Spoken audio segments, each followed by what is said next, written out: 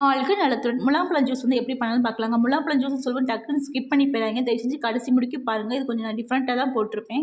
முலாம்பழம் இப்ப ஜூஸ்னாலே வந்து வெயில் காலத்துல வந்து நெறைய ஐஸ் போட்டு நான் பாலு, அதுக்கப்புறம் சீனி நெறைய போட்டு குடுக்குறீங்க. தயவு செஞ்சு பிள்ளைங்களுக்கு அப்படி குடுக்காதீங்க. நம்ம எப்படி ஜூஸ் குடுத்து பழகுறோமோ, அதான் பிள்ளைங்க வந்து ஃபர்ஸ்ட்லேருந்தே சாப்பிட்டு பழகிட்டாங்கன்னா பழகிக்குவாங்கங்க. முலாம்பழம் ஜூஸ் போடுறப்ப வந்து நம்ம வந்து உள்ளுக்கு விதையெல்லாம் எடுத்துட்டு இந்த மாதிரி கரண்டி வச்சு நம்ம சொரண்டிங்க அப்படின்னா வந்து கடைசி முடிக்கு சொரண்டுங்க நல்லா. அதுல வந்து அந்த வெள்ளத்தூள் வந்து நல்லா தெரியிற அளவுக்கு ஃபுல்லாவே எல்லாமே சுரண்டி எடுத்துட்டு, ஒரு முலாம்பழத்துக்கு நம்ம 1 ஸ்பூன் ஒரு சின்ன ஸ்பூன்ல 1 ஸ்பூன் நாட்டு சர்க்கரை போதுங்க. பெரியவங்களுக்கு அந்த இதுவும் தேவையில்லங்க. ஏன்னா முலாம்பழத்தில ஆட்டோமேட்டிக்கா வந்து நம்மளுக்கு இனிப்பு சுவை லைட்டா இருக்கும். அதேமாதிரி வடிகட்டிக்கோங்க. ஏன்னா வந்து என்னதான் வந்து வடிகட்டுறப்போ வந்து இந்த நாட்டு சர்க்கரையில ஏதாவது தூசி துப்பட்டு ஏதாவது அதுவும் வந்துருங்க. அதேமாதிரி வடிகட்டுறப்போ வந்து இந்த மாதிரி கரண்டி யூஸ் பண்ணிட்டு ஃபுல்லா இந்த மாதிரி எல்லாத்தையுமே வந்து நல்லா பிழிஞ்சு விட்டுருங்க.